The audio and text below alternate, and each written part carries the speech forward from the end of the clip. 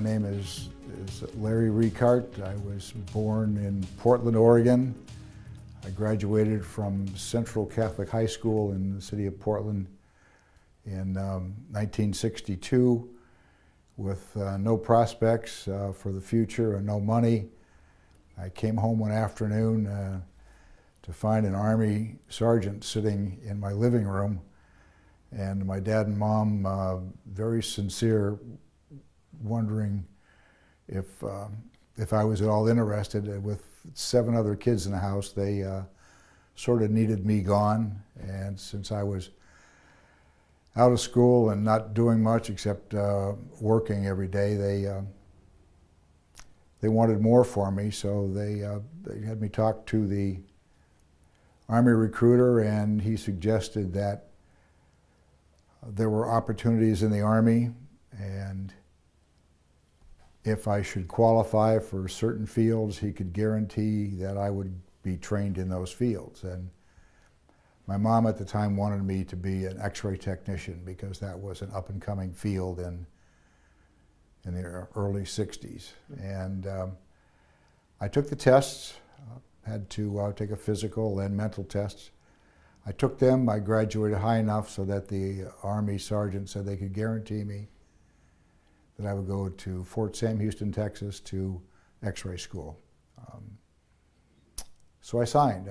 My mom and dad had to sign for me because I was under 18 by a couple of months, and in November 2nd of 1962, I was on my first airplane ride from Portland, Oregon to San Francisco, California, and from there by bus on to Fort Ord, California for 8 weeks of basic training. After basic training, the Army flew a bunch of us on to Texas. Then we flew up to San Antonio, where those going to all sorts of medical school were bused over to Fort Sam Houston, Texas, where all the Army medical school was. I think there were 3 hospitals there at the time. Vietnam hadn't heated up yet, but it was still a very active base. I went through basic corpsman training, which was an 8-week program for medical corpsman, orderly, and then on to a year's training as an X-ray technician. But I finished near the top of my class and was given an assignment to Letterman General Hospital at Presidio of San Francisco. And I spent 2 months furthering my training at Letterman General Hospital in a beautiful Presidio of San Francisco. Every morning I woke up and San Francisco Bay and Alcatraz were out my barracks window. It was great. After 2 months there, I got orders to go to the 31st Field Hospital, and I looked that up and found out that the 31st Field Hospital was in Fort Lewis, Washington, which is only about 180 miles from Portland, Oregon, my hometown. The officer in charge said, well, that's where the 31st Field Hospital is headquartered. They are now in a place called Thailand. I had absolutely no idea what Thailand was or where it was. Went home to Portland for a few weeks leave before I left for Thailand. On the way, we stopped in Vietnam, and then on to Thailand, where I spent part of a year in and out of Korat, Thailand, and the 31st Field Hospital, back and forth to Bangkok on different assignments, and occasionally into Vietnam, where we were needed as a medical corpsman on air evacs. That was very temporary duty. Most of the time was spent in Thailand. When I got to Vietnam, I was assigned to the 4th Infantry Division in near Pleiku in Vietnam, and assigned to a company as a company medic. Since I was now a non-commissioned officer and had not been working in the X-ray department for a year or so, my rank made me a basic medical corpsman again. and was signed to a company in the 4th Infantry Division. Went out in the field with them, and when I came back one night, the company was ambushed while I was gone. They offered me an opportunity to go someplace else. I chose an assignment that I had wanted in the first place, which was as an advisor. They sent me to 4 Corps down in the Mekong Delta, to a little village called Phong Dinh, about 30 kilometers south of the city of Can Tho. Our job was to operate and teach the Vietnamese how to perform military operations, and the commanding officer also taught them how to formulate political plans, schooling plans for the district we were in.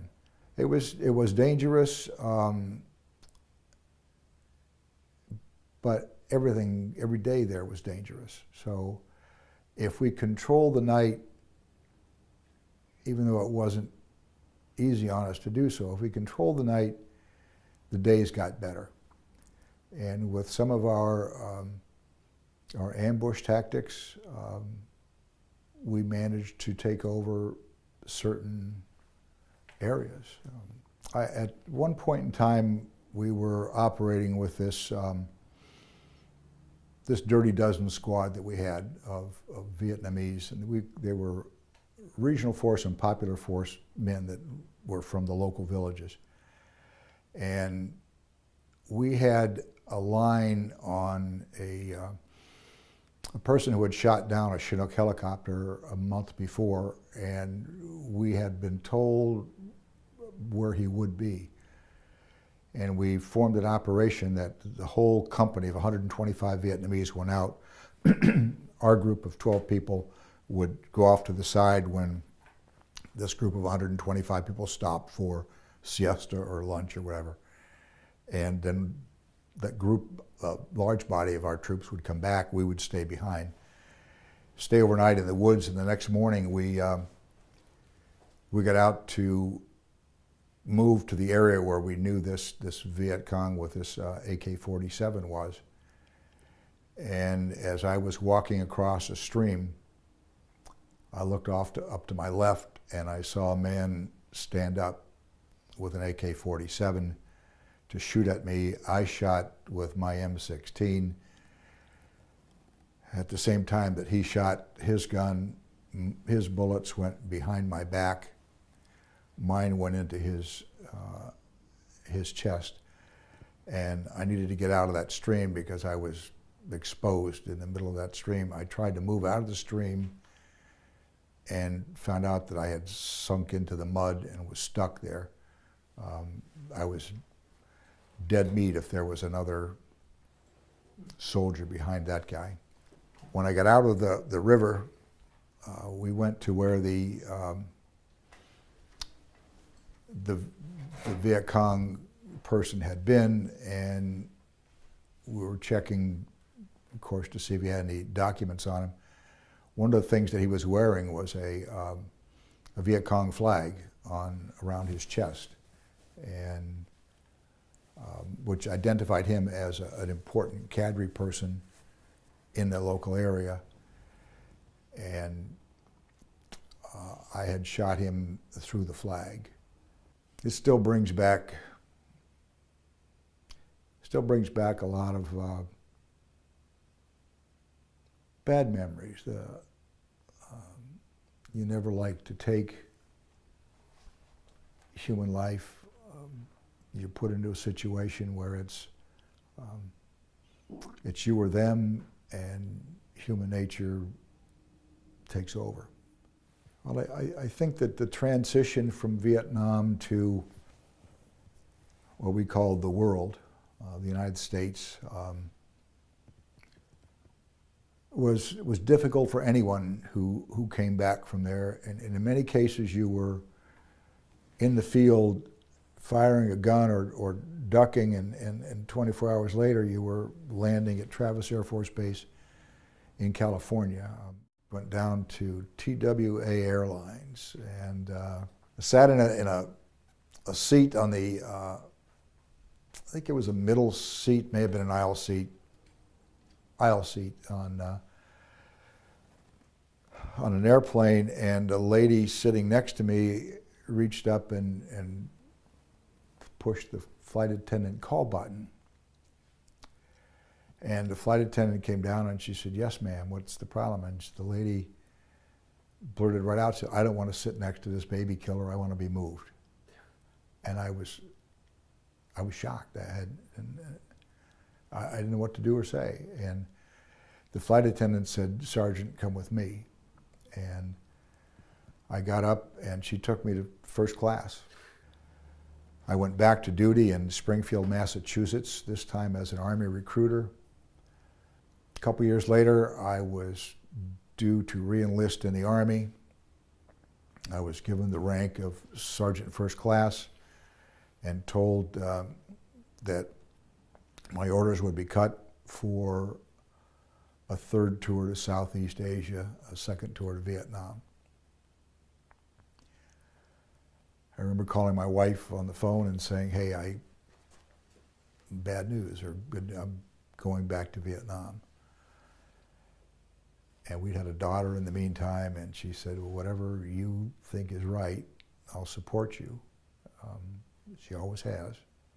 And I went back in that office and I said, "Could I have my papers, please?" And they said, "Where are you going?" I said, "I'm getting out." Since I retired and found out that I had cancer, perhaps as a result of Agent Orange. I remember crawling along a stream with Ted Mickelson one day and a couple of our Vietnamese, and having to duck because an airplane was coming over and they didn't always know who was there or what, and watching the branches that I had in my floppy hat. First we felt the mist on our exposed skin, and then watched the branches crumble in front of my face as the Agent Orange hit them.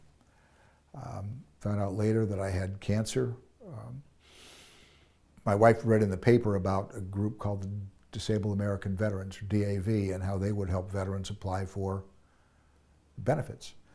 So I went down to the DAV office, and a lady said, "Yes, we've heard this before." I provided her with the documentation I had from my civilian doctors, and she said, "Yes, this is pretty sure you'll get a disability payment."